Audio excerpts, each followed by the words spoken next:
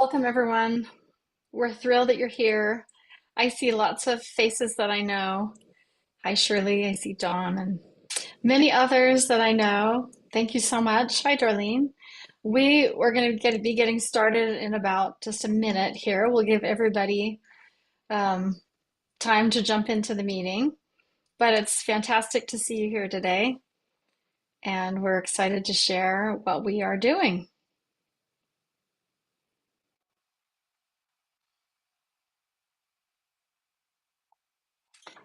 I'm going to go ahead and get my screen shared, and so we can bring up our agenda.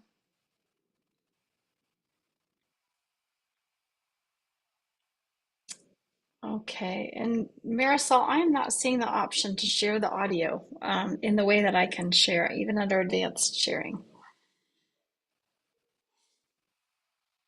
It should be like two little check boxes right at the bottom or at your right side. Underneath two little squares that shows like screens, but they'll show up once you click on the screen you want. Oh, yes, yes, it's okay. Perfect. I see it now.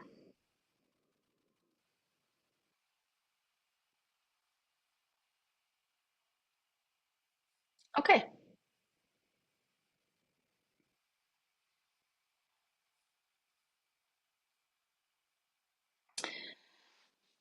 Okay, well, as many of you might have noticed, I think we'll go ahead and get started. So, as many of you might have noticed, we have a new tagline, and we're very excited about this. It is called Innovation That Saves Lives.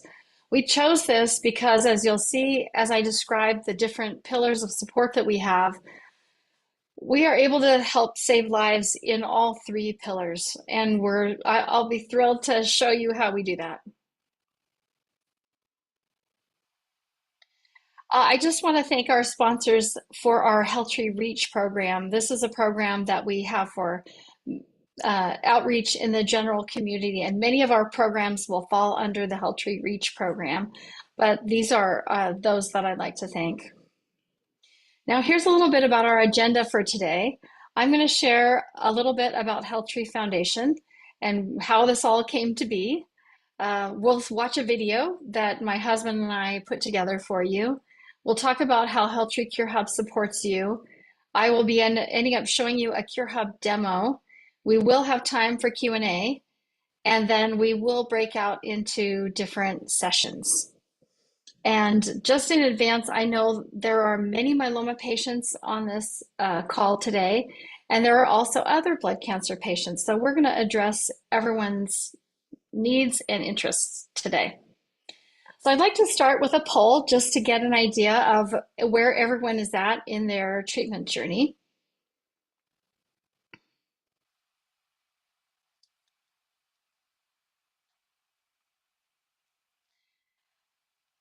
So just as a question, where are you at? Are you newly diagnosed within the last year? Are you diagnosed under 5 years, within the last 5 or 10 years, or over 10 years ago?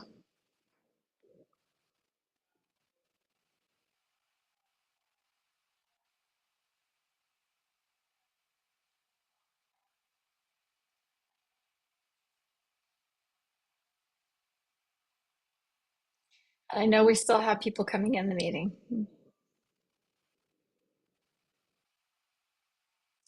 We kind of have a mix of people. Um, we're going to be able to talk about different stages of your treatment journey and when some of these resources that we have are most appropriate for you. But it's great. Thank you. And Marisol, you can take it down. That gives us a great idea of who's in the meeting.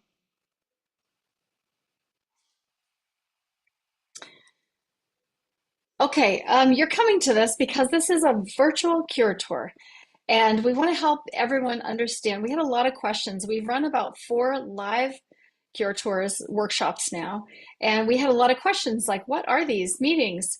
We want to help you understand what they are. You will understand by the end of this meeting what a Cure Tour workshop is. But essentially, what we are doing is sharing a new methodology that we have of performing research, and we're inviting you to participate. We're partnering in many instances with academic investigators who are doing projects with us. And this is a way that 100% of patients with any disease can participate in research.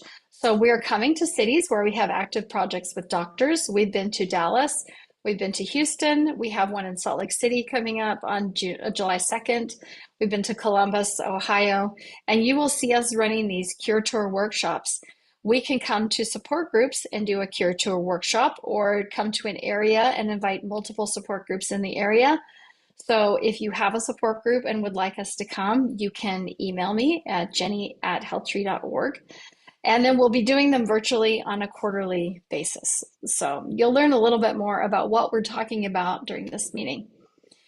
Like I mentioned, we are using innovation to save lives, and we are doing this in 3 key pillars.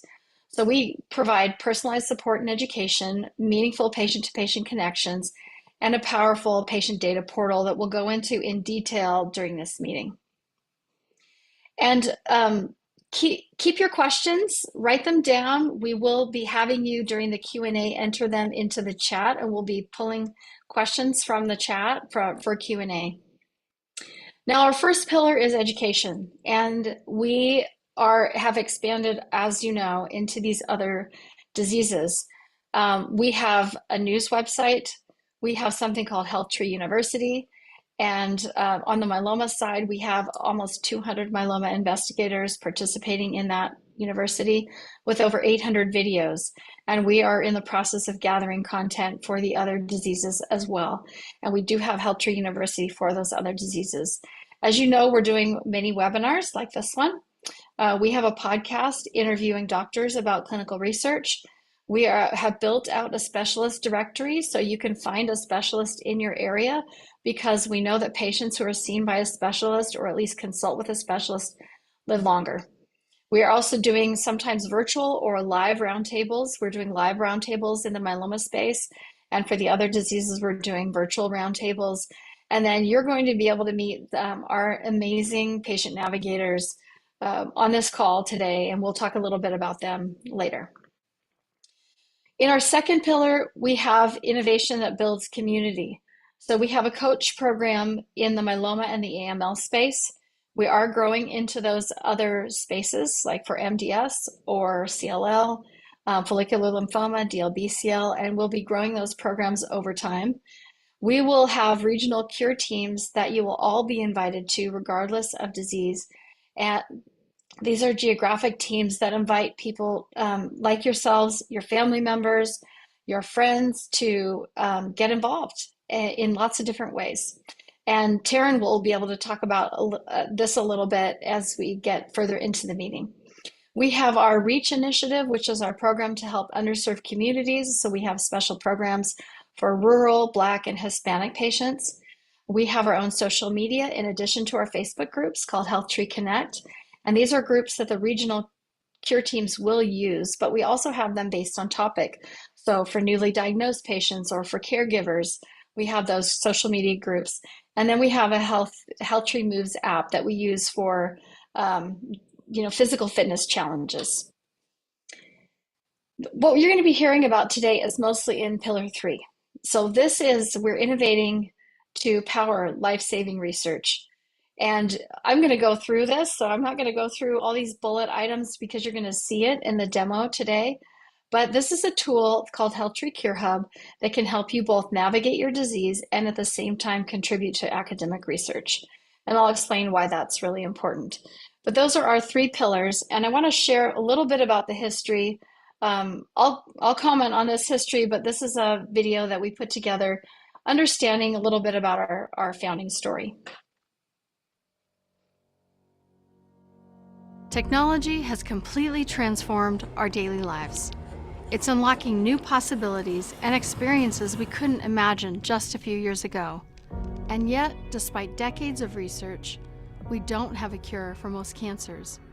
And technology hasn't been properly used to enable us to find those cures. I was a wife and mother of 6 small children when I was diagnosed with multiple myeloma in 2010. This blood cancer diagnosis was shocking. I needed to survive, and I didn't have the luxury of waiting for someone else to build the tools that I needed. The data that Jenny needed to make informed decisions should have been right at our fingertips, but it wasn't. Healthcare is one of the only industries left in the world that acts like the internet doesn't exist. And after working in the tech startup world for the last 30 years, we needed to reimagine a system that would allow cancer patients to share their data, share their experiences with the doctors, with researchers to find cures faster. So in 2012, HealthTree was born. We focused first on the needs of patients like Jenny, patients who need information and tools to help them work with their doctors to make more informed decisions. And then we turned to doctors and researchers who also didn't have access to all the patient outcome data. Details about patients' illnesses are spread out, data sitting in multiple databases across many organizations. In fact, most of the data is sitting in patients' heads. Doctors, researchers, and drug companies all have regulations that restrict what information they have access to. We realized that patients are the only ones with the freedom to share their own medical details. We believed if more patients knew this and could do something about it, they would want to help. And we were uniquely positioned to take on this challenge. We assembled a talented team of software developers to build completely new technology that links patients, their medical information, and researchers together. HealthTree Cure Hub offers patients the data and the tools they need to make life-saving decisions in partnership with their doctors. It's like the dashboard in your car, but it's for your health. HealthTree Research Hub is a living, interactive platform that continually and securely provides confidential data from thousands of patients to researchers seeking to answer key questions about cancer. Today, 14,000 myeloma patients share their information with HealthTree. That large data set allows researchers to learn more about myeloma faster. This life-saving platform should exist for all cancers and all diseases. And that's why we're expanding it to all blood cancers and in the near future, solid tumors. We are determined to find a cure, and this is only the beginning. Join us in changing the way cancer is cured by becoming a Cure contributor. Join HealthTree today.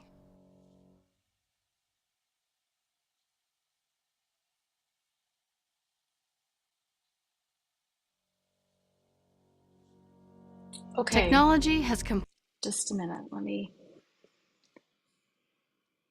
Now I need to get out of video.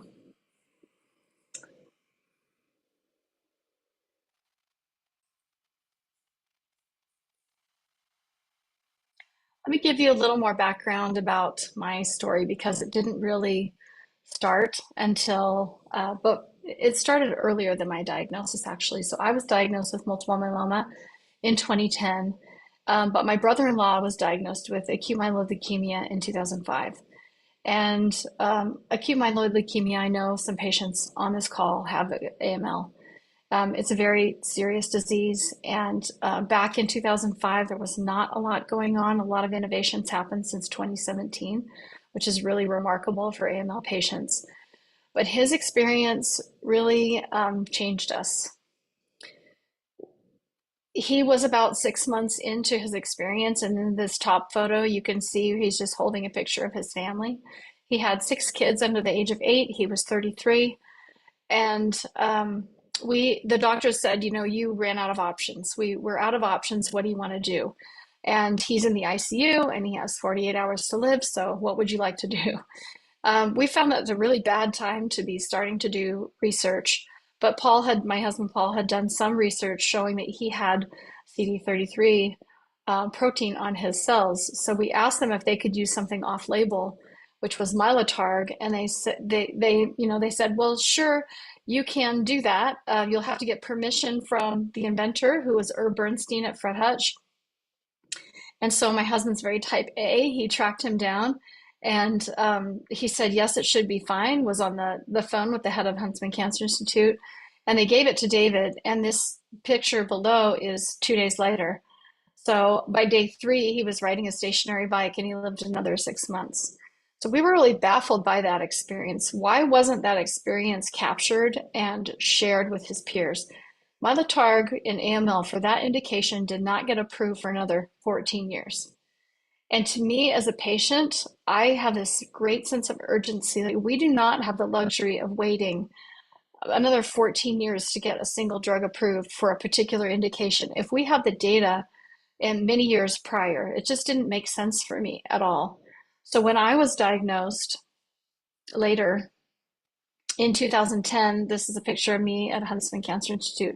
And we were, and this is my family the day my port got installed. I photoshopped out my bandage. But we had 6 kids, and it was a very similar story. It sounded very similar.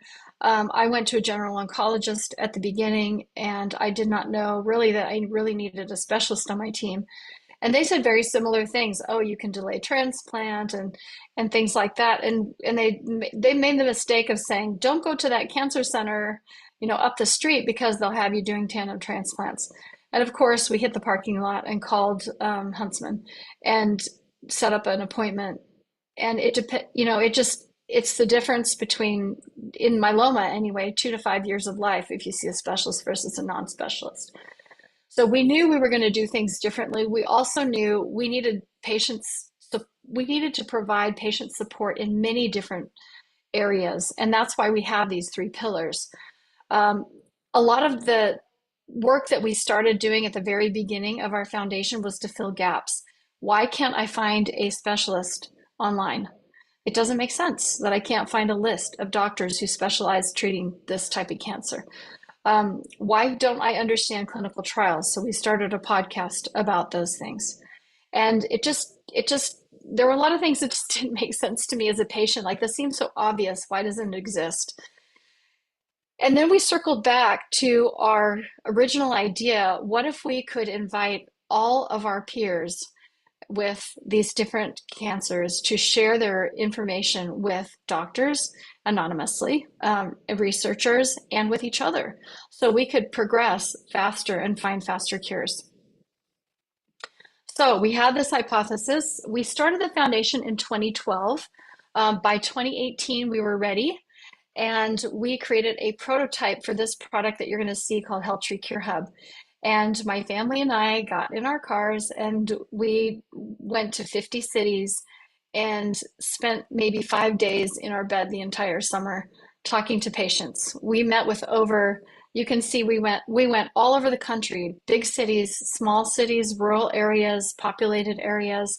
We really wanted to sit down and talk to patients and say, is this something that would be interesting to you that you would like to participate in? These are some examples of some of the meetings that we were in. You can see some of my kids right there on the side. We ended up meeting with 860 patients face-to-face and presented this idea of HealthTree Cure Hub to them. The 3 biggest questions on our 2018 tour were very common. Who are you? Why are you doing this? And what will you do with my data? Very reasonable questions and obvious questions. So we answered that by doing a little exercise where we would have someone turn to the other person. And we would do it if there weren't so many people on the call, but turn to the person next to them and share their story. And then we would give them a minute and have them turn to the person next to them and flip and share their story. And essentially, that is what HealthTree Cure Hub is. You're not just sharing your story with the person sitting next to you. You're sharing your story to inform and advance a cure with thousands or tens of thousands of patients that are like you. So we are patients ourselves. We are doing this to accelerate research because we don't have the luxury of waiting for a cure. And we are using the data in anonymized ways to help the research community to answer their questions and to do projects. I'll show you some examples of the types of projects that we can now do. Patients are always invited to participate in clinical trials, and I hope that everybody on this call will always consider joining a clinical trial as part of your treatment journey, because even if you're newly diagnosed or even if you have a precursor condition, there are trials that are open that are trying to move the needle forward, and that are early access in many cases. I participated in a CAR-T clinical trial multiple years prior to it being FDA approved, and even now I could not get that treatment. So it was advantageous for me to consider doing that. But there are a lot of people who are not at a point in time where they're thinking about a clinical trial, and they can participate in academic research today. So I want to share this additional video with you, and then we'll go back to slides.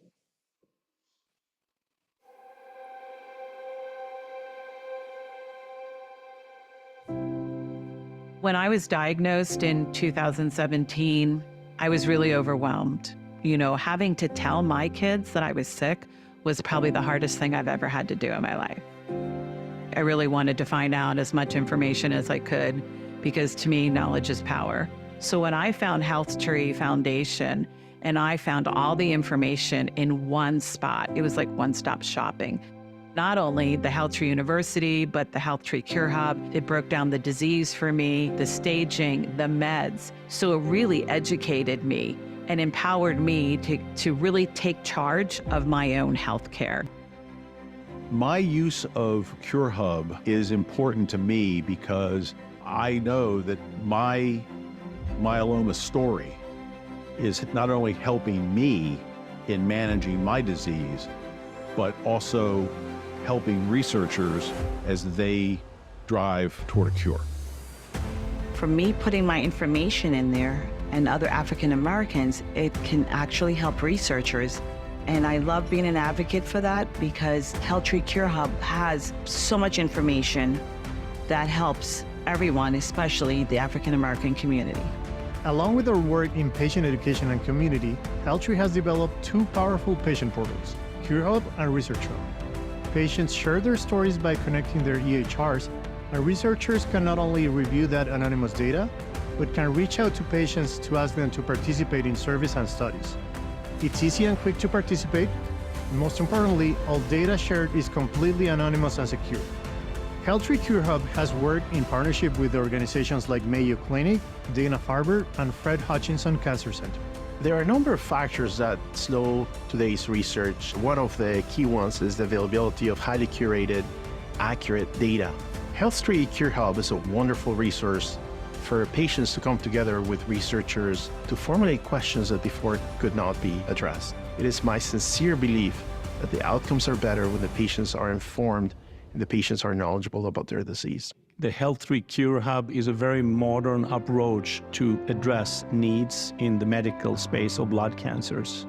Patients working together with HealthTree Cure Hub will allow gathering of both clinical information, treatment information, samples, and that will also be a vehicle to interact with people like me, physician scientists. One of my focus projects is working on pathology slides from biopsies partnered with clinical data. This is a project that would take us probably 10 or more years to set up at our own institution. So it's all about speed, and that's exactly what we can do together with the HealthTree Cure Hub. We rarely see opportunities like this where you can now have thousands and thousands of patients with a common interest of providing their information towards finding better solutions for their care. The literature has shown that patients can get the best care possible when they participate in clinical research. Our sincere hope is that other tumor types, other diseases will ultimately embrace models such as is being proposed through Cure Hub, with our ultimate goal of providing the cure for as many as possible, if not all. It allows the patient to be part of the computational research by uploading their medical records, tracking your disease, and it allows the academic researchers to mine the data so you're actually being part of your own cure. Your data in HealthTree Cure Hub can be observed and used by researchers using the Research Hub, which sees the data, the real world data, anonymized. They don't know it's yours, but they can then look at the similarities and differences across a wide spectrum of diseases that help them march toward cure. My mom was diagnosed with multiple myeloma in 2002. She went undiagnosed for a few years. At the time, I wish I knew about HealthTree Cure Hub. My mom passed away from multiple myeloma in 2006. 10 years later, I was diagnosed in 2016. I've been through a lot, but faith in God brought me through a lot of this. And now I must say to anyone, don't give up. The battle is not yours, so just hang in there, and there is always a light at the end of the tunnel. So try HealthTree Cure Hub. I would recommend it to anyone.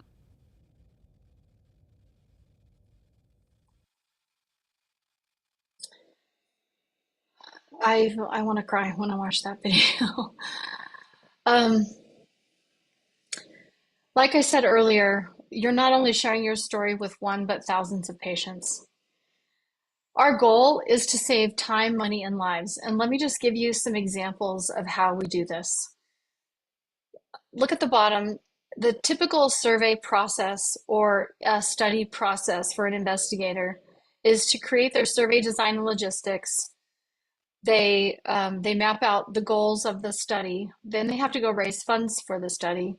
And then they submit IRB approval, usually through their academic center. Then they collect the data, they do the analysis, and then they publish research. On average, that's about a 3-year time period.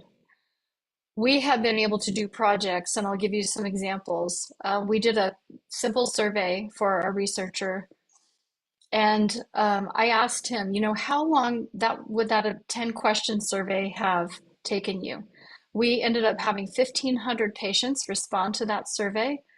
And he said, well, I don't have enough patients at my facility to have that many, so I would have had to sign a data sharing agreement with other facilities.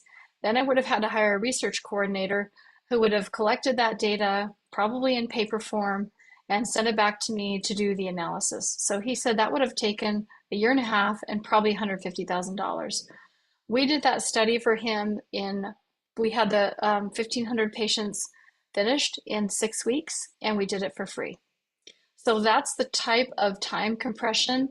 And a lot of these investigators have not been able to ask questions that they wanted to ask because that process for them is so challenging.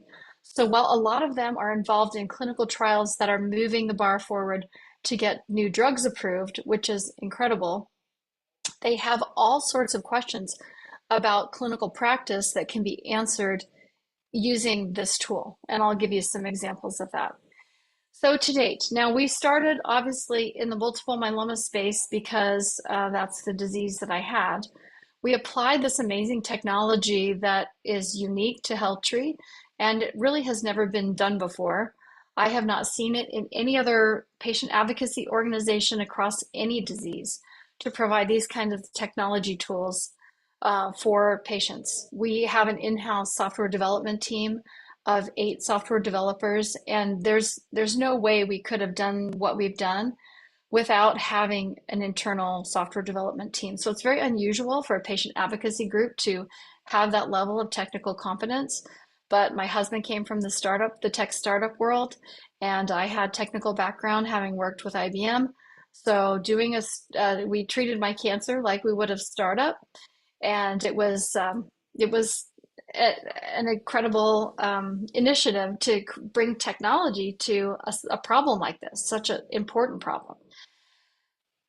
We have done, on the myeloma side, we have done over 76 surveys and studies so far. That has included a total of 65,000 study participants or survey participants. We've partnered with over 78 investigators to date. Our average recruitment time to invite you to participate in this is 4 to 6 weeks, which is incredible because you think about clinical trial recruitment time. The speed of that is what's slowing down the pace of research. And it takes an average of 9 to 18 months to complete, with 2 months being our shortest turnaround time. Here's some examples of surveys that we have open. So some of these questions, like I said before, were too cumbersome for doctors to even ask, but they can change clinical practice. So these 2 doctors at Fred Hutch, who are our wonderful colleagues and friends, wanted to know, do current myeloma therapies cause eye issues and how severe are they? We had 582 patients respond to their survey, and the survey questions included a lot of different issues, demographics or eye issues, and did it impact your daily living? Cataracts, we learned, were high. 63% of cataract was associated with high dose dexamethasone. And so you can see that higher dex dosing didn't affect glaucoma, but it did affect cataracts. So could we ask these doctors to change clinical practice based on this?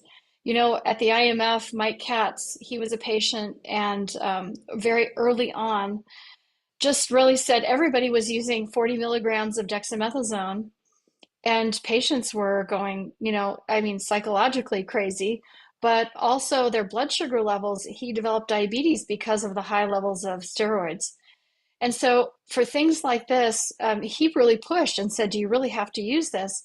And now common practice is more like 20 milligrams of dexamethasone. And that was probably 20 years ago. So this is a methodology for doing the same thing in many different to change clinical practice in many different situations simultaneously. You know, we don't have to wait 20 years to have one outcome that changes clinical practice. We can do that today. Styes, they were thought to be a rare toxicity of bortezomib. Interesting, you know, it's more common, 27% versus 20%, but people without bortezomib exposure can still get them. So finding the data behind these things to change important practices in the clinic, that's not ever going to be done by a pharmaceutical company. That is done by the research community who wants to modify and optimize the therapies that get approved. Here's a fascinating one, and Dr. Landgren talked about that on this video. And this chart is a little bit too small to make sense of it, and so let me explain it. Every single column across the top is a unique patient, and the rows represent different genetic features that these patients have.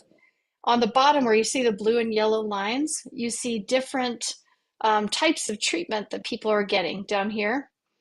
And you can see if, based on the key, if it's blue, it really worked, and if it didn't work, it's red. So you can see that for certain types of patients, they're kind of falling into these different buckets. So these two researchers are creating a computational model based on the genetics at the time of diagnosis. So while they did this for all of their University of Miami patients, and they have about 1,000 samples, they need more data because, as you can see, once you start breaking patients down into these subsets, you really want to know how to optimize therapy completely. And you won't know that until you can do this level of personalized medicine. So we are going and getting, for patients that agree to participate, we're asking for 5 unstained slides from their original bone marrow biopsy location. We're sending those to the University of Miami. They are doing genetic testing based on those slides. And then we are sharing, if you consent to participate, sharing what happened afterwards. So now they can say, okay, patients with these genetic features should be getting this at diagnosis. They need transplant, they don't need transplant. They need these combination therapies, they don't need these combination therapies. We don't want to overtreat or undertreat. They don't want to overtreat or undertreat patients. We want to get the right treatment to the right patient at the right time. And then we need thousands of patient participants. So this is an open study that we have right now that we are working on, that you can go into HealthTree Cure Hub and consent today to participate in. And this is one of the more important projects, I believe, that will completely change the way we think about treating. AML has become very similar in its thinking about treating genetically, and I think myeloma is catching up. Here's another example, and this study is also open now. So we heard from multiple investigators that now that bispecific antibodies are coming into the clinic for all sorts of blood cancers, that it's really important to better understand them. Now, they're not super easy to administer because there can be some cytokine release, there can be some neurotoxicity. And so that pass off from the academic center or to the local center, we need to know, what was that experience like? What was step-up dosing like? Why did patients choose to do that? How was the sequence? What happened before? Did they get CAR T before? Did they wait on CAR T? Did they try a different target? What was the outcome, and for whom? You know, do you have high-risk patients who are behaving in a different way with bispecific antibodies versus a lower risk patient? So for whom is this drug class more appropriate? We will be recruiting for 3 years for this study. As you can see, we have a lot of very well-renowned myeloma investigators working on this study with us. And we will be pulling out data not only from your experiences and your caregiver burden and all the things that are associated with that treatment administration, but also with that. And we're also partnering, we're partnering with the International Myeloma Society, not the International Myeloma Foundation, on this project. Now, outside of myeloma, where are we headed with our research outside of myeloma? Because we have two open studies right now that are cross cancer. And as we grow our research team, which will come through funding, we will be able to do CLL type research projects like this, or follicular lymphoma research projects, or DLBCL projects like this. These two surveys represent investigators. So Dr. Holtkrantz is at MSK in New York, and she wants to know, how does physical fitness affect the physical, mental, and emotional health of cancer patients? And then Dr. Kaur at UT Southwestern wants to know, how does cancer treatment affect sexual health? Those are things that we can give them really fast answers to. It takes just a few minutes to do, and we turn that data around, we give it to them. It's an aggregate, so they just see numbers. They don't see names or participants' information, and it informs their ability to do further research. Usually, once we do a project, like we started with Dr. Banerjee on one of our projects, and he came back with 5 different ideas. This is research that has not been able to be performed before in such an easy and efficient way. And here we are as patients wanting to help advance a cure for ourselves, and it's in our best interest to help these researchers come to faster conclusions. So we're inviting you to become a cure contributor. Our goal is to have, by the end of 2025, is to have 25,000 patients participating in HealthTree Cure Hub, and to raise $5 million for these types of research projects. We have an IRB process, the whole platform, and that's called Institutional Research Board. So to publish on data for research, you have to be IRB approved. So the entire platform for HealthTree Cure Hub has already been IRB approved. And every time we do a specific project, we get individual IRB approval for those. We can shorten up the time for those researchers. I know many of you have donated to HealthTree before. I just want to say thank you. And we invite your continued support, because this is how we're going to do this kind of research. Now, key to this, I'll be showing you some of the data connections, but key to this are our patient navigators and our medical team. So Anna is on the call. She'll be in one of the breakout sessions. She's our director of patient experience, and she has a whole team of patient navigators who can help you on the phone set up an account, or connect your records, or go through your profile and help you understand your labs. These are talented individuals. They'll be in our breakout sessions today, so you can meet them in person. They're truly incredible. And as I was putting this slide together, I told Anna, like, I'm getting choked up thinking about how amazing your team is. If you've ever spoken to anybody on our patient navigation team or a medical team, you will have been impressed by their compassion, their empathy, their knowledge. They're truly incredible individuals. Now, when the data is coming in, we also have a medical team that, for research purposes, we will go in and do a record review to pull out things. For example, if you have had a FISH test done, that's a very common genetic test for blood cancers, and it'll tell you which mutations you have. That comes over from the electronic health record as a PDF. So that's not structured data, it's just words. And if you've ever read your FISH test before, you'll know that it's a very complicated document and sometimes very hard to understand. So our medical team will go in and pull things like that out. We can also sometimes find errors in the electronic health record, like even a diagnosis that's been noted incorrectly in the health record. So our medical navigators go through and validate that account to have the most accurate information in that account. So we can come and present at your support group, and you can email me, or you can email Taryn at HealthTree HealthTree.org. That's a little bit of background about that.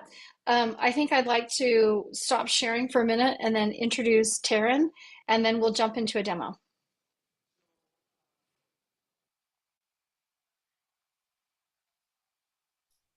Hi, everyone. My name is Taryn Placco, and I'm the Community Engagement Manager. And Jenny mentioned earlier a little bit about our regional cure teams at HealthTree, and this is a new opportunity that we're rolling out this year. Regional cure teams truly serve as an extension of HealthTree, and the purpose is to just support and involve more blood cancer patients, caregivers, and communities to get involved through action. So it's really an open invitation for anybody who wants to come and do something, to come together, to get closer to a cure. It's a space for community and camaraderie. And we understand the immense value in shared community and support. And we're going to offer a lot of different ways for you to get involved, whether that's fundraising, clinic outreach, sharing information about Cure Hub at support groups, or financial resources. There's a lot of different ways for you to get involved, and Cure team members really choose how they take action. So it's extremely personalized, it's meaningful, and it's all going to support our HealthTree goals. So I hope to see you there once we get this rolled out, and thank you for having me. Thanks, Taryn. Appreciate it a lot. I'm going to share my screen again and walk through a little demo, and then we'll go to Q&A and let you ask your questions.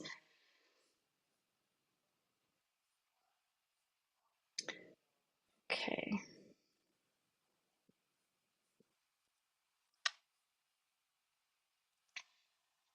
Okay, so we'll start. This is HealthTree Cure Hub. This is what it looks like. It's most advanced in multiple myeloma, but when we choose another disease, we go through and customize it for that disease. So we do have this in CLL, we do have this in AML and MDS and other diseases. First, I think I want to show just how to connect your medical records, because you can see this is my account, my profile, and I'm an open book, so it doesn't matter if you see things or don't see things. Let's say I want to add a new connection. You can see my Huntsman Cancer Institute connection is expired, so I'm actually just going to add one so you can see how that works. So you just search for your facility here. You say, yes, I have a MyChart or a that kind of portal at your facility. It'll create the connection, and what it's doing is it's going to my actual Huntsman Cancer Institute MyChart profile. You log in with your normal credentials at that facility, and we do not save your credentials, so we don't have that login information. And we sign in to that. You can say, yes, I understand HealthTree is going to connect some information. I can uncheck things that I don't want to share, and then I can say how long I want to share it for, and then you'll get an auto alert to say, hey, the connection needs to be updated. And different facilities have different time frames for their connections, but basically that was it for connecting all of my EHR electronic health records with Huntsman Cancer Institute. So then I can add another facility, and you can see now I have a connection. If I want to delete this one, I can. So what does that do? That pulls in information about my diagnosis. So this is all coming from my chart at Huntsman. If I had high-risk lab values at diagnosis, I enter in my team information. So these are some of my doctors. And you can do doctors that are or are not specialists, your caregiver, or if you've used a coach or not. It pulls in treatment history. So this is all coming also from the EHR. You do not have to manually do this yourself. So you can see I participated in a clinical trial, and you can see my history of everything that I've had. And then I, as an individual, I can go in and edit my information and add side effects. Now, and how bad they were, or the severity of those side effects. We are in the process of redoing this and making it a little more easy to note, like when you had side effects.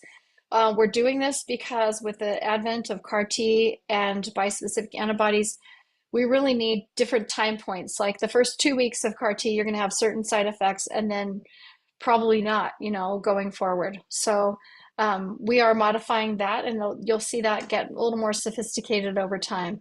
But this is the treatment history. And then it's pulling in my labs. So it went and pulled 14 years worth of my labs. I can see them in this graph. I went to 4 different facilities. I had connections with 3. So this is pulling in my lab work from 3 different facilities.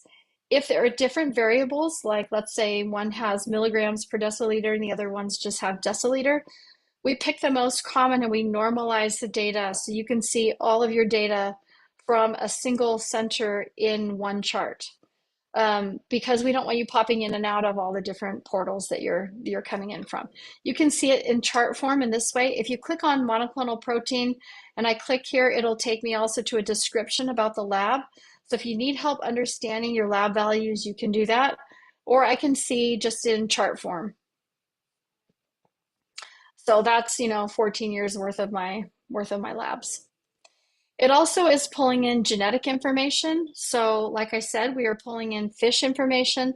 If you're getting a more sophisticated genetics test, like a next generation sequencing test, or they call it a GEP, a gene expression profiling test, and you have a paper document with that test and it's not in your, let's say your MyChart, you can send that to us and we will include it in here.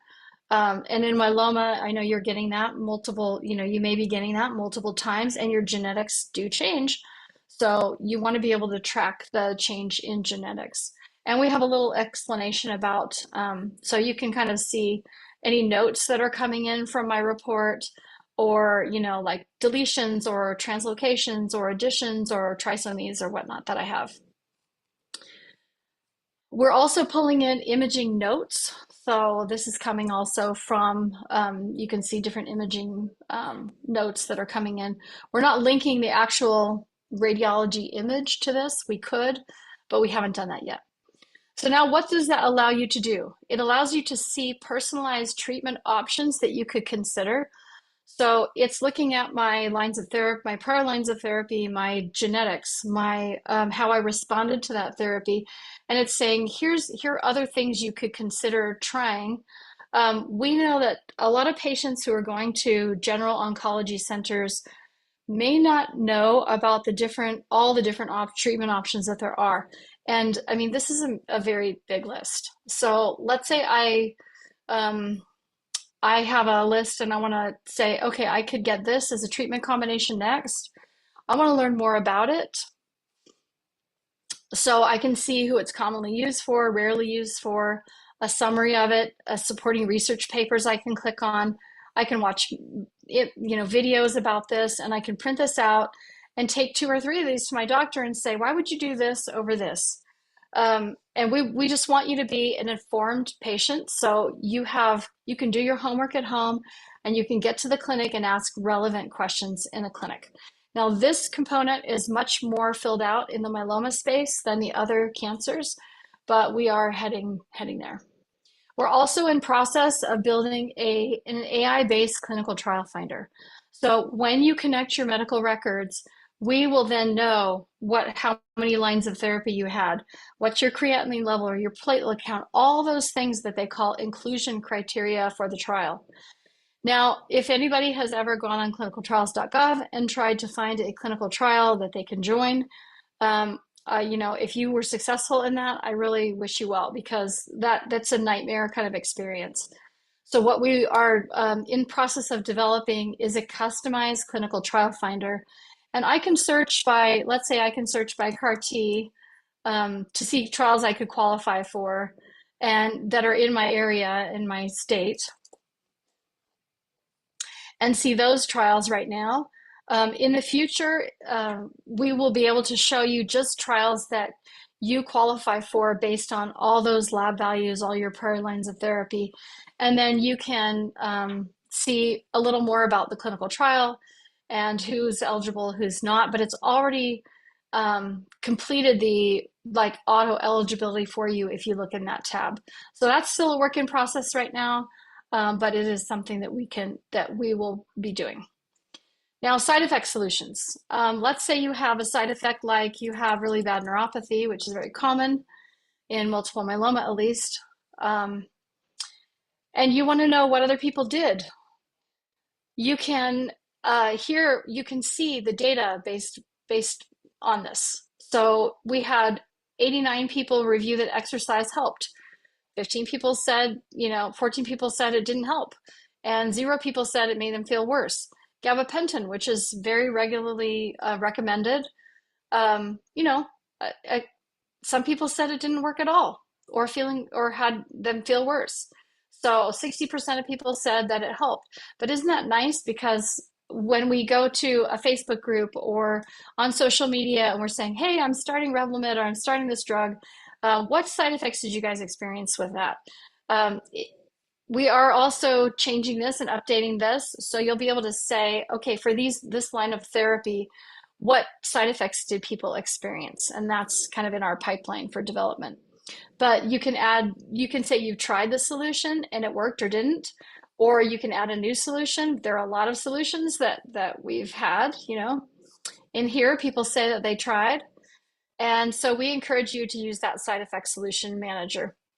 We also have something called the Twin Machine, which is basically going to find people that are similar to me. You can see if I have any certain criteria here. It'll help me, and I can add filters for the type of my diagnosis or my genetics or any treatments that I've been on, and filter people in the system who have similar features to me. And then I can see a little bit, you can see it's all anonymized, so I don't know who this person is. And I can see what they did for therapy. I can estimate how long they had between remission times. I can see their genetics. And if I want to, I can send them a message and say, hey, it looks like we're really similar. Why did you choose this over this? This is what I wanted when I was diagnosed. I was a younger patient. I was 43. The average age of myeloma is in your 70s. So it just didn't make sense to me. And that's what I asked my doctors. I said, can't you show me the data? Can't you show me what a patient with my genetic features that's younger did because the fight at the time was single versus tandem transplant. And I just thought, why are you fighting about this? And you're experts fighting about this. Why don't you just pull the data together and let the data decide what the best optimal therapy is for a patient like me? So we created this to get closer to that. And then we can incorporate Dr. Landgren's computational model into our software. We've talked to him about doing that, and show different methodologies of picking therapy that get a little more sophisticated. Now, here's where you can accelerate research.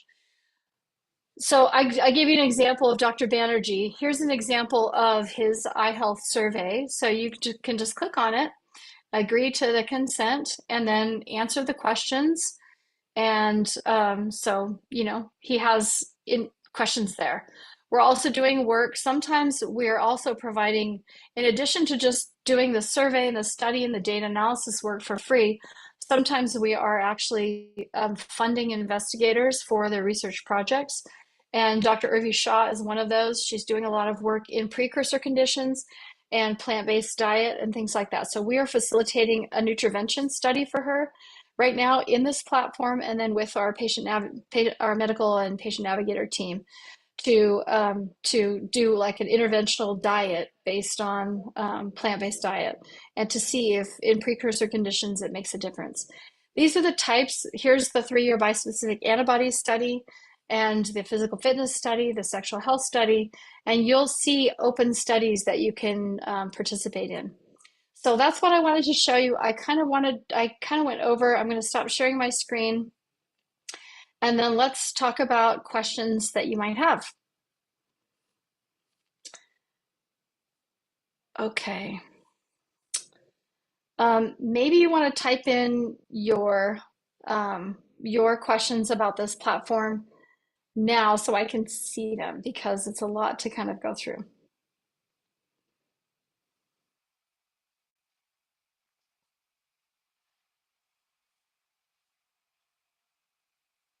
Okay, and yes, you can get an email sent with a discussion today. I see that as a question.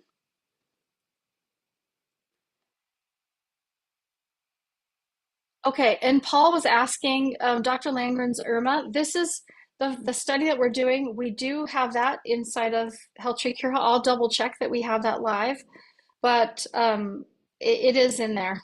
And so, Paul, we can get back to you on that particular study and send a link to everyone on the call if you're interested.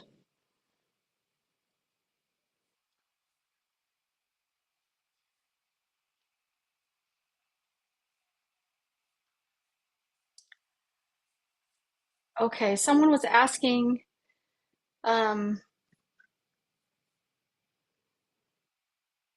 if someone's considered a myeloma specialist, they care for other blood cancers also. Sometimes. Our criteria for our specialist directories are that people are treating a minimum of 50 patients a year and are doing academic research. So we like including people who are only treating myeloma, but sometimes when you get into it depends on the facility size, essentially, for that.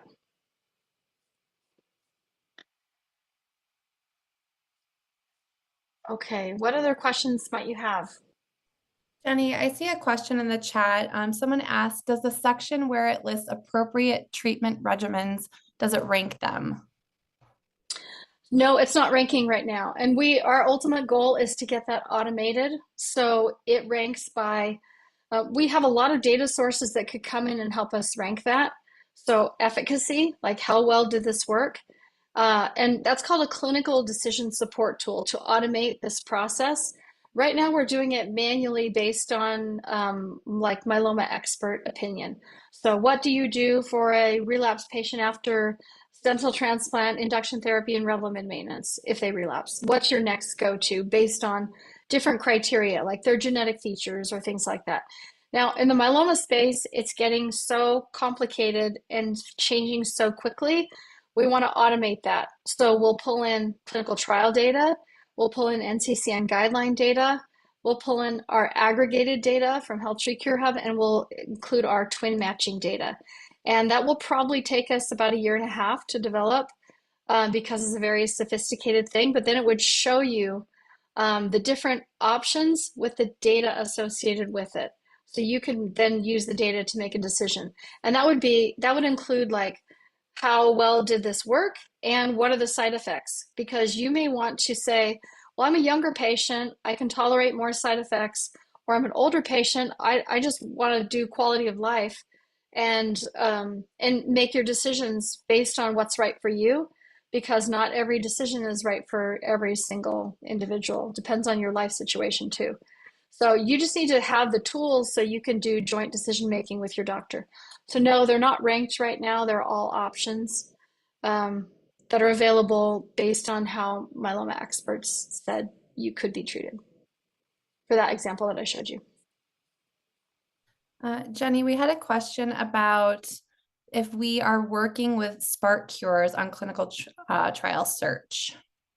So we partnered with Spark Cures for about a 5-year time period. That was our clinical trial finder embedded into this tool.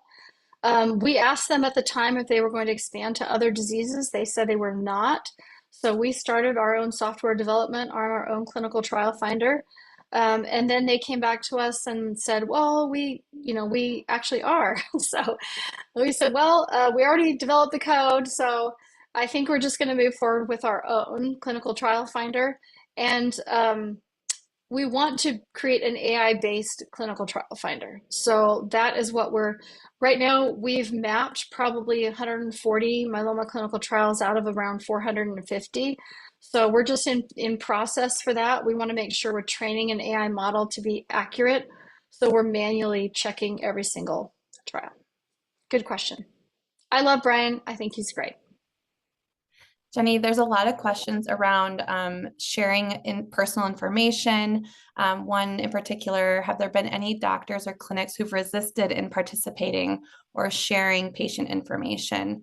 There was also another question just around importing from multiple facilities and what quality controls we have in place.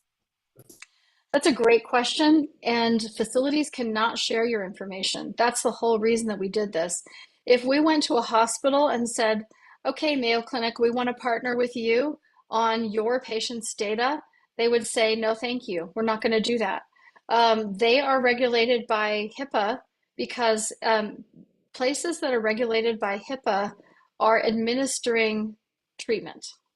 So because, they have to. They cannot share your data outside of that center without your consent and your permission. And sharing, they have like a $25,000 fine every time there's a violation. So there is so much that that's why they want it protected. And they are really scared of having any kind of violation. This is a whole different model where you decide if you want to participate or not. You decide to connect your records or not. The controls that we have in place are software based. So we have created an integration directly with Epic, Cerner, the VA, and we're working on our Meditech integration. And what that means is we don't have to get permission from, we have to get permission from you. We don't have to get permission from MD Anderson or Mayo Clinic or the facility itself. We have the direct integration with that facility because they're using Cerner or because they're using MyChart or I mean, like Epic.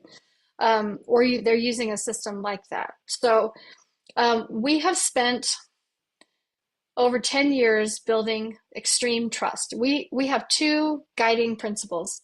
Number one is this developing trust with patients, and is it advancing us to a cure? And if it's not doing one of those two things, we don't want to do it.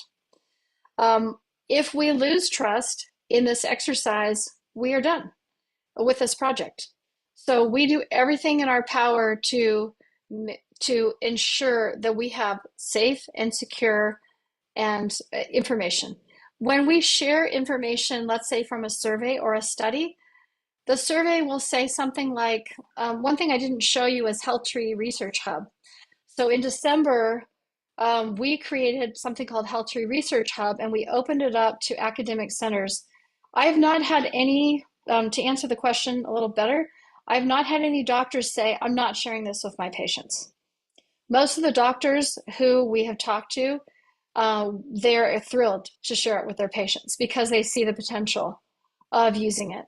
So that's why Dr. Langren is sharing it with his patients. Dr. Fonseca is sharing it with his patients. Dr. Saborov is sharing it with his patients. We have, and you'll see that more and more as we start talking to the doctors directly and do more projects. As when we have a project with them, it's very easy for them to say, of course, I'm going to share this with my patient because I want them to participate in my project. And then remind me, Taryn, what was the end of that question? Where was I now? You know what? I lost it. It was involving just the safety of the data being transferred, since a lot of it can be pulled from multiple facilities. It's very complex. How can we trust it? So it kind of answered that. Well, let me give you an example of how we can trust it, because we go through this process too to make sure it's valid data. We had somebody that said they were staged as stage 3, and HealthTree Cure Hub was showing that they were staged as stage 2 in terms of their disease. They said, well, I'm not sure if it's accurate or not because it's showing me as stage 2 and I'm actually stage 3. So we looked deeper into that patient's account, and what we found was their doctor had a little note that said, I can't properly stage because I don't have this one, I think it was their BCL2 number. And because they had done that in another facility and not at this particular academic center. Well, because the patient had connected multiple records into one account, they had that information. So we were able to appropriately stage that patient. And this patient was very surprised and shocked that their doctor at a major academic center may not have staged them correctly. So that's the level of dedication and accuracy that we are putting into this platform. Okay, one more question, and then let's jump to another poll and then to our breakout sessions. Jenny, I have one here. How do doctors gain access to HealthTree's data? Is it only doctors who have been given a grant from HealthTree? So a doctor can come to us, and I think I want to share this. So let me open this up and I'll show you the portal really quickly of where they go to submit a project with us, because I think that would be helpful.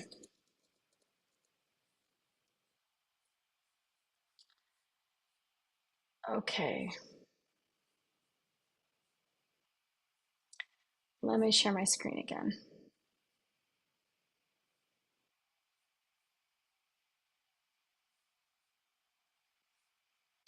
Okay, so you can see this. This is our healthtree.org research portal. We did a call for proposals. We opened this up for the first time to investigators in December at the ASH Hematology Conference. And we had investigators come by and take a look at the data that's in the behind the scenes, so they could see the type of data that we have, the type of projects that we can do. And now we will be reaching out.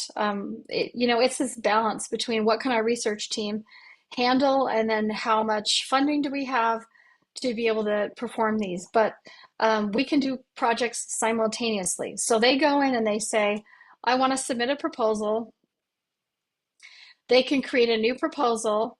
They can create kind of a treatment cohort, like how many patients in our database have smoldering multiple myeloma? How many patients have 11-14 translocation myeloma?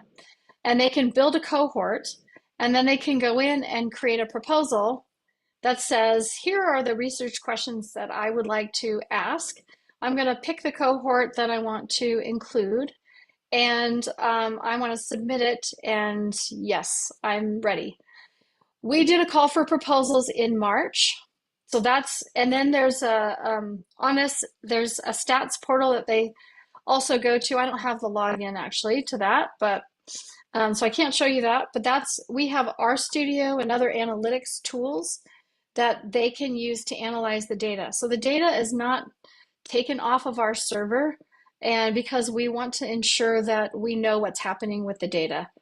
But they can, and our plan in the future is to open up the data set, the anonymized data sets, because the doctors don't see patient level information on those, like names and addresses and things like that. They don't see that.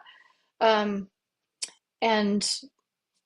so that's how we do it. And then we have a data dictionary that kind of shares with them, well, here are all the different fields that we can provide to you. But that's how they do that. Does that make sense? Did that answer your question?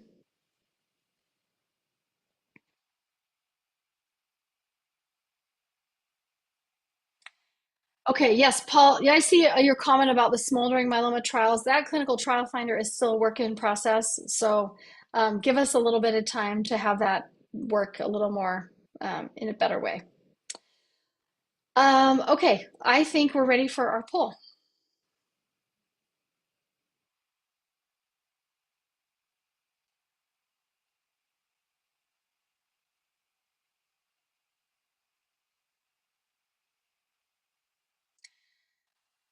Okay, the questions are around your knowledge or awareness or existence of a HealthTree Cure Hub account, regardless of the disease that you have. So just go ahead and answer that. These are going to be funneled to the breakout sessions that you'll be in with our patient navigators.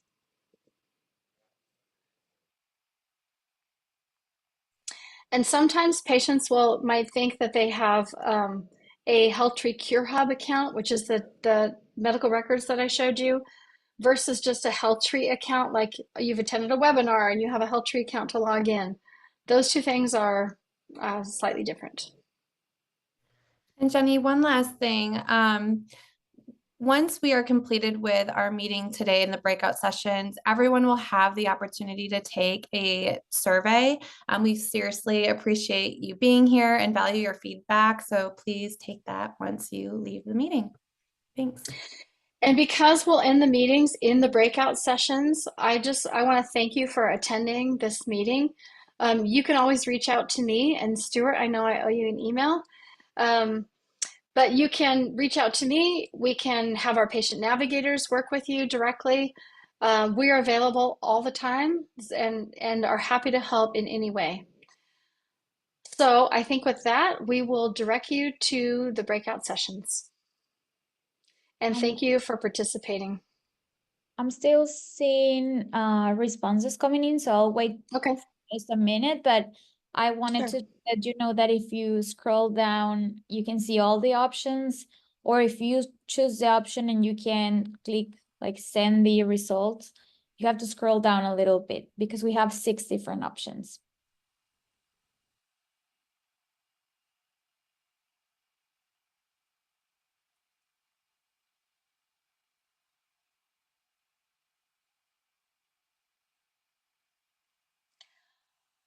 So while we're waiting for that, our live Cure Tour meetings are a hands-on workshop. So typically the agenda for one of our Cure Tour meetings is we'll show the 2 videos, we'll have somebody kind of introduce the concepts, we'll have a doctor typically there talking about a particular research project that they're doing, and then we'll break out into an hour and you can bring your computer and we can sit next to you and help you through the process, if that makes sense. That's what the live Cure Tours are. So if we do that for your support group or for your community, that's what those meetings are all about. Okay, perfect. I'll end the poll right now. So you'll be going to the different groups. And if you have questions, you'll have HealthTree members there. So you can ask them and we can direct you to the right group. Okay, thank you everyone. Hi Susan, I see people, friendly faces. Hi, hi everyone. It's so fun to see you all. So thank you so much for joining. We look forward to doing these. I just want to share something. We met with the head of digital health for a major corporation. And he said, you know, everyone is promising the ability to advance research in the way that you are doing this. And he said, none of them have the capability that you do because you are talking directly to patients. So he said, if I had any suggestion, I would go have as many meetings in person with patients that you possibly can, because what you're doing is incredible. And it was amazing to hear that. This is really, I feel like we've cracked the nut on being able to invite patients to participate, and we're providing the right tools at the right time so we can all find faster cures. I don't know about you, but I can't wait for a cure. That was our slogan when we first started as Myeloma Crowd, very long time ago, and it is still my slogan. I have this compelling, urgent sense of that we need to work together to make this happen. And it's only possible because of you and with you. So thank you so much. I love you all.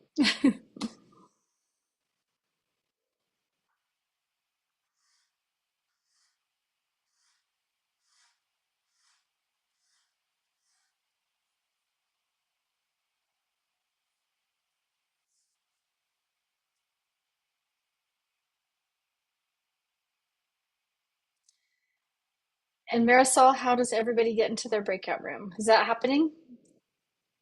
Yes, okay. Yeah, so that's happening unless you didn't answer the poll. Yes, we have a few who didn't answer, so we can assign them manually, or can you help me, Anna, with that, the list you have? Yeah. Let's-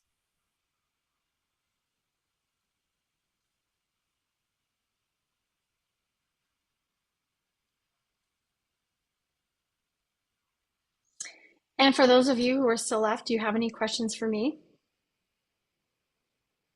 Like Isaac and Arthur and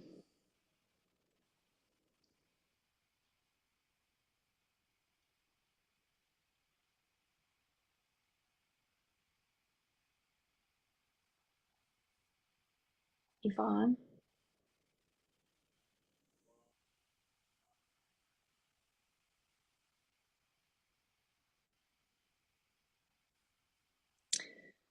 Okay. Okay, well, Marisol, maybe you want to just do manual assignments into groups? Yeah, so we'll be signing them. Yes, I'm trying to do that as fast as possible. We got a few here left, so Okay.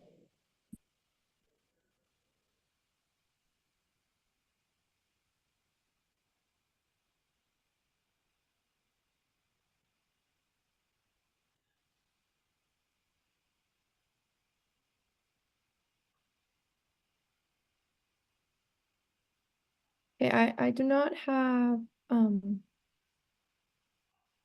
enough information for everyone, so I'll be calling your name and you can tell me what you're interested on and we can send you to the right group. So I'm looking at Jan's iPhone.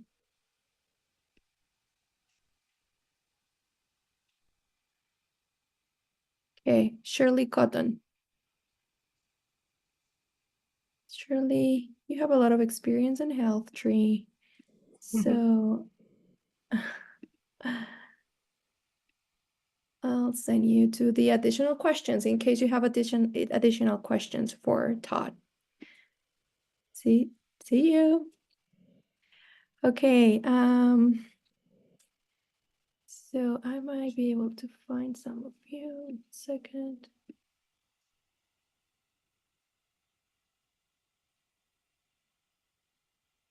Okay. So Paige, I'm sending you so you can verify. I see that your connection might need some work. So I'll send you to medical records connection.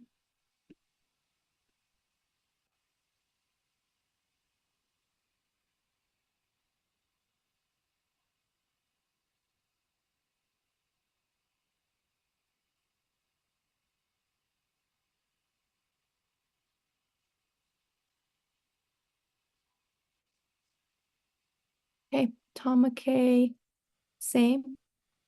Medical records connection. They'll be able to help you with that one because looks like needs to be refreshed. Thank you. Thank you, Tom. Okay.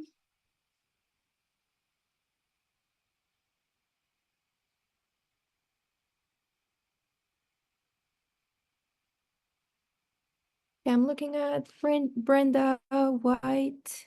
Hi Brenda, what are you interested on today?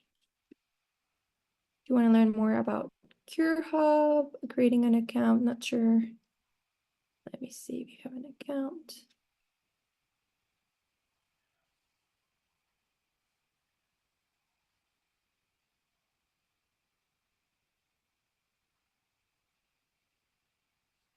I love your background, Darlene.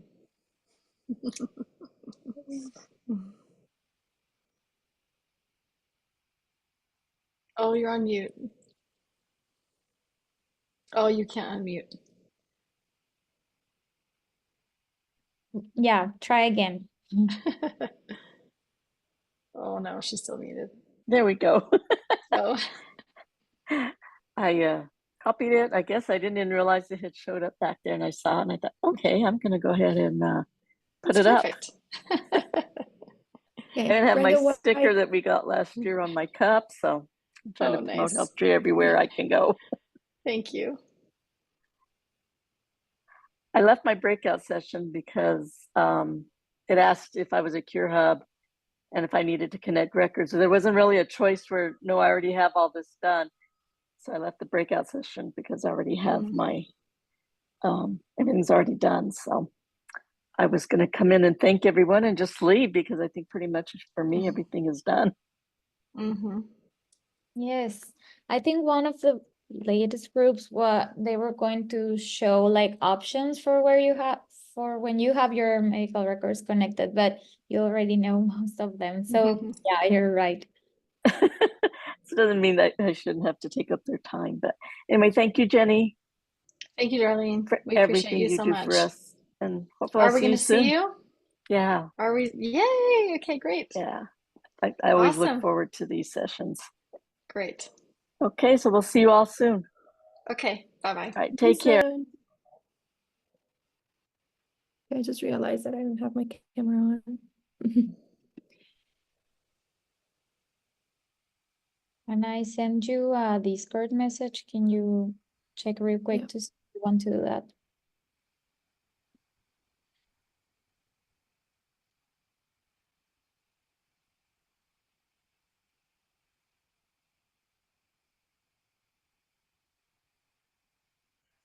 Okay, so I'm gonna go to group 5 after I finish this, Marisol, and so we can Okay. do this Yeah, session on that's that. perfect. Let me know if you need help. Okay. Hi, Dobby. Dolphin. I see that you have a pretty complete profile. I'll send you to the last group where they can answer any further questions that you have. And if everything's solved, feel free to leave. Thank you for joining today.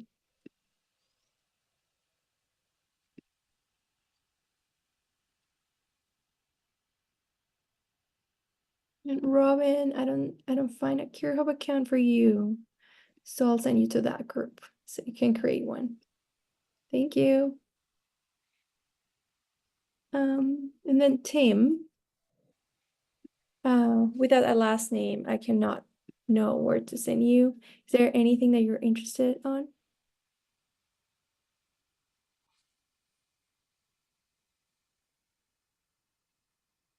Can they unmute themselves, Marisol? Yes, I gave them permission. We Okay. also have someone who just joined us, Scott. Hi, Scott.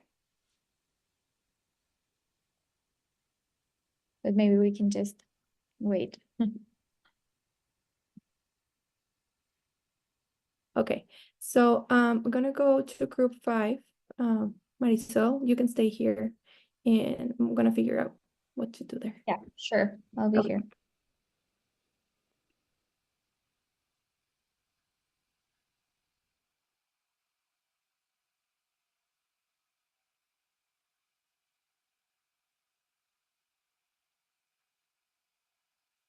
I see people here who maybe jump back from their groups. Do you have any questions we can help you with? I see Paige, Robin, Brenda.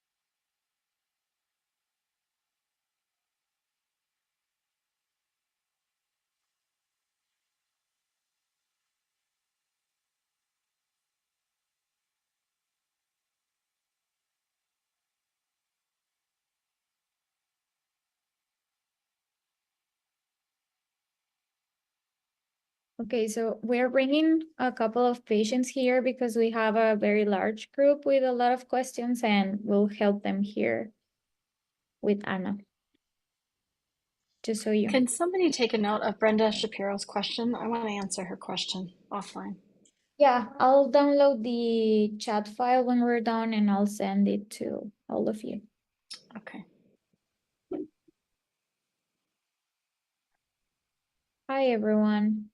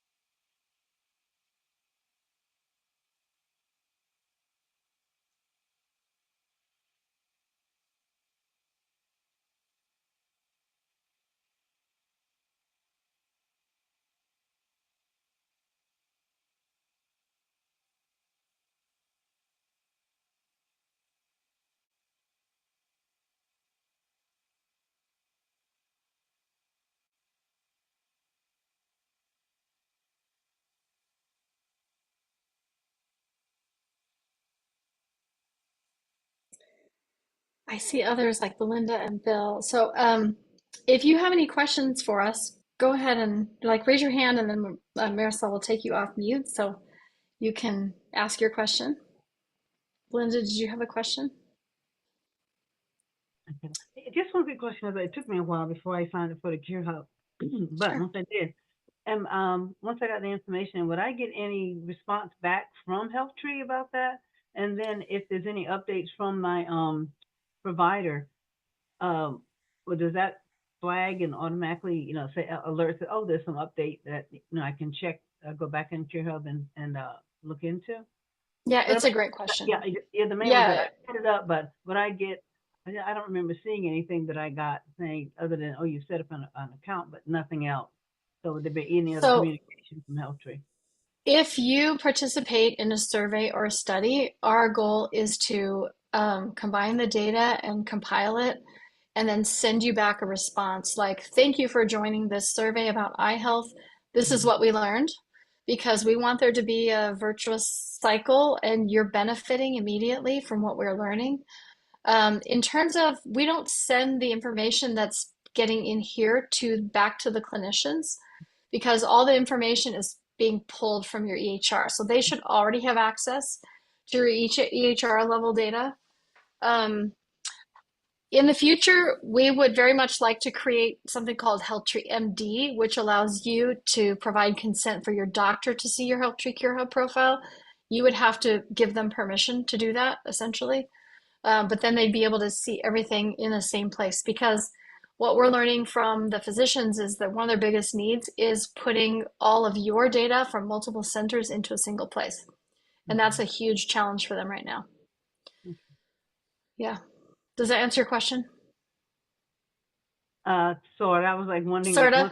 once it was set up, would I be getting back some response from HealthTree as far as setting up the account with Cure Hub? So, But Anna, I do haven't you been want in to in a talk while, about, so I'll try to go yeah. back in and see if there's something there.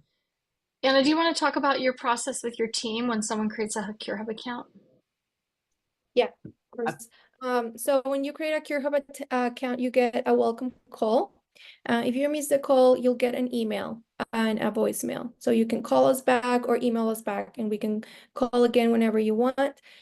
We also have, I'm going to share that in the chat, a way for you to schedule a call with us in case you have any questions, and in case you want us to guide you step by step. Right.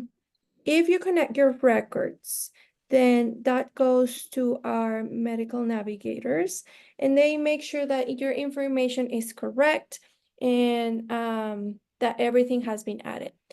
We have a long waiting list. So if you're having an appointment with your specialist soon, or there's anything critical, just let us know in an email, and we'll be happy to prioritize your profile. Once that's done, you'll get an email, and you can schedule a call with one of our medical navigators and just ask questions about your myeloma. This is not a consult with a doctor. They're not allowed to give medical advice, but they'll be happy to explain anything about your disease, the markers, what they're seeing, what they mean, and then also they can help you prep your consult with the specialist. You just have to let them know in advance what you would like to get from that call. Okay. All right, thank you. This information was actually in the next month. I have an appointment with the nurse practitioner, which they switch off, and then following that I have the other. So from any labs that I'll have done then, I'm sure I'll may have some questions. So, and I usually do. I usually go through my records, and if I see any lab that is up, down, what does this mean? What does it mean for me? Don't just tell me this normal. So what does it mean normal for me? Yeah. And how am I doing? Yeah, so I'm okay. Yeah, we can help you go over that before your call. So you just have, before your appointment. And then Ken, you had a question? Yes, first of all, excellent presentation today. Thank you. And I want to thank you and everybody at HealthTree for doing what you do for all the patients out there. My question is, the PowerPoint that you showed today, is that available for download? We can share it with you. We will have a recording of this that will be posted on this event, so it'll be there, but sure, you can have a copy of that if you want. Okay, great. Thank you. Mhm. And I know you want to go to every single support group around the country and make a, presentation. I don't think that's physically possible to do. So are you enlisting any others to be, quote unquote, presenters for you at local support groups? Well, these are our cure team people. So Todd and Diane Kennedy are kind of our cure team leaders in the Pacific regional area, and they just hosted a meeting like this, and we provided them information, and they hosted a meeting where they walked everybody through the content that we just walked through. We can send team members because once it gets to like, oh, my connection's broken, how do I do that? Like, it's important for us to either have people online like we did today, or to have somebody be in the room that knows how to do that. But we can send, it's shocking what you can do. So our family and Rosalind's family and several other people, like one of my assistants, we covered 50 cities in an entire summer. So it's possible. We're willing to do it. Well, you also need a we've wife. done we've done virtual support groups before. Some people just want the physical help, sitting next to people in their group with a computer. When we did this in 2018, we got questions like, is my email my password? So sometimes people really struggle with tech, and you want that level of support there for people. And but after we did the tour and we met with 860 people, we had 860 people in HealthTree Cure Hub. And then we kind of unusually created a comedy video talking about that twin machine idea with Cheryl Boyce, who was an amazing African-American patient advocate. And then we had 2,500 people in HealthTree Cure Hub. And then we were featured for that same twin machine matching idea on the Today Show. And then we had 5,000 people on HealthTree Cure Hub. So we have grown to many more people in HealthTree Cure Hub, thousands now. And that's our goal, is to do 25,000. Once we start doing research projects, it's very interesting because a researcher will come to us and say, I want to do an amyloidosis. I want to understand the amyloidosis experience. Well, amyloidosis is not quite that rare. So we did a project with probably 6 or 7 academic centers, and they collaborated on a survey, kind of like we're doing with the bispecific survey, and they all shared it with all of their patients. So once you start getting into subset patients, like, oh, I just want to look at 1114 patients with a 1Q gain, or I want to look at, certain things like that, or I want to look at patients with 3 prior lines of therapy who've had CAR T, or a bispecific first, then you need a lot of patients to participate because, or how are these treatments happening in the real world for the Black community? To me, that's a super important question. Yeah. Jenny, thank you very much to you and to your husband for the wonderful work you do. Oh, you're welcome. I think it's particularly helpful to those myeloma patients who don't have access to great centers like yours. And I'm in Dana-Farber in Boston, and I'm also fortunate to be in Sylvester in Miami. I've met Dr. Lundgren, and I just want to have 2 quick questions. One would be that you're not looking, or you're not including your doctor's notes in your health hub. No, In other words, we it would not we be are. in there. Well, no, we are. That's part of the validation process. So let me give you an example. Sometimes Anna's team is finding that the diagnosis is like supposed to be smoldering or MGUS, and it's actually myeloma.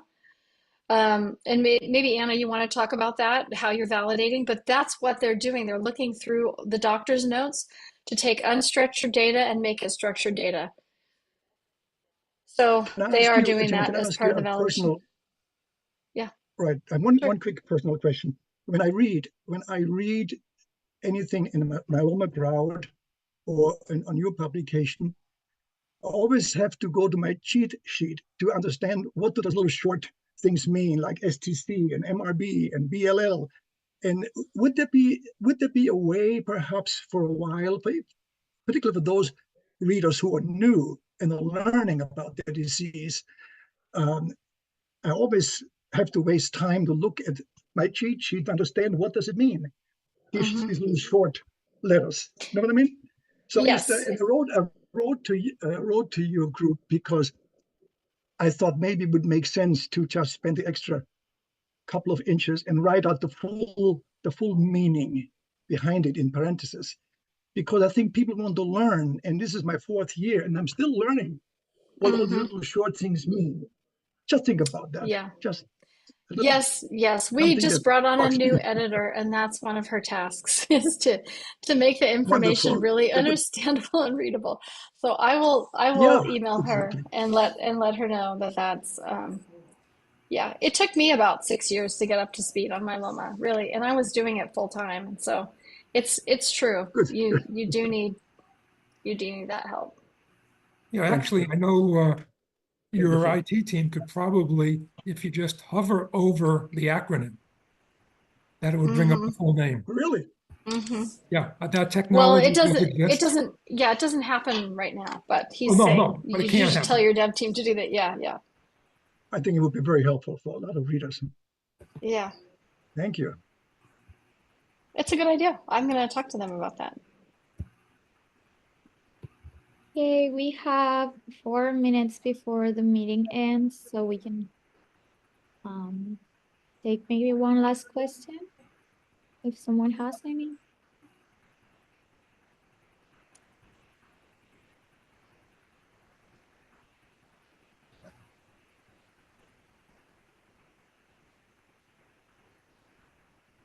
How do we get? Yeah, I would have another question. How do we get our? There are so many people, particularly on the myeloma crowd, who ask a lot of questions that I think that should be asked from their doctor. And I just this morning wrote a post because I always encourage people to make notes and ask their oncologist these questions first. There are a lot of questions that come to us as novices that, I mean, I can talk a little bit about nutrition and lifestyle and exercise and reduce your stress and all that stuff. But I found that it would be better if they go into these appointments with a list. And I keep telling them in my posts, and don't leave the room until your doctor has answered all of your questions, or the PA at least. Because so many people are afraid when they see the white coat, they're so afraid to ask questions which they really should ask. And then they go to the myeloma crowd and say, well, what do you do about this? And what do you do about that? And questions about nutrition, for instance, doctors are illiterate about food. Don't ask your doctor about food. ask for someone in the clinic that knows something about dietetics. And because eating is so important to get healthy, as I'm sure everybody on the screen agrees. So Yeah, the physicians don't get a lot of education on health unless they specialize in it. Christina Gowan at University of Arizona and probably Irvi Shaw at MSK and Elizabeth O'Donnell on the myeloma side anyway, are probably some of the top 3 that talk about integrative medicine or diet, exercise, nutrition, in addition to being a myeloma specialist. So I would say, to my knowledge, those are the 3 that know the most. And I think even Christina Gowan has I don't know if it's virtual, because I did ask her this at one point. She came and presented to our coaches. But anyway, I don't think you can do it virtually. You have to be in Arizona. But she can do like integrative medicine consultations and stuff like that, which is really fascinating. Yeah, so I agree. Come with questions to your clinic and write them down, because you'll forget them when you're in clinic. I was in clinic an hour before this. And they say, how are you doing? And you're like, fine, I'm good. I got to go do a webinar. And you forget what you're going to ask. But So I've got a question. Again, I'm smoldering myeloma, newly diagnosed. I had MGUS from 2021. And I'm trying to choose among the, like, I don't know, somewhere around 9 to 15 trials that are available for smoldering myeloma nationally. I don't think my doctor really knows all these trials, and she's a specialist in myeloma. I'm meeting with her again this Friday to hopefully talk about that some more. But any advice anyone has on how to go about that, I would really appreciate. Yeah, I think we should probably just do a follow-up with you so we can go through the trials together with you. Okay. So, yeah, sorry, it's not showing on my screen who you are. So let me write your name Paul down. Newton. Paul Yeah, Newton. yeah, Paul. Okay, yeah, I saw your comments earlier. Yeah. Okay. We'll reach out, Paul. Okay, thank you. Yeah. Okay. I think we're a little over time, so remember you can send me your questions or contact the support group. We have the support email, and we can get back to you as soon as possible, and we can schedule a time to meet with Jenny or the patient navigators if you need that. So thank you so much for being here. Yeah, thank you, everyone. We appreciate your time today and your attention, and hope that you will join HealthTree Cure Hub. And let's advance research as fast as possible. Thank you. Thanks. Thank you. Thank you.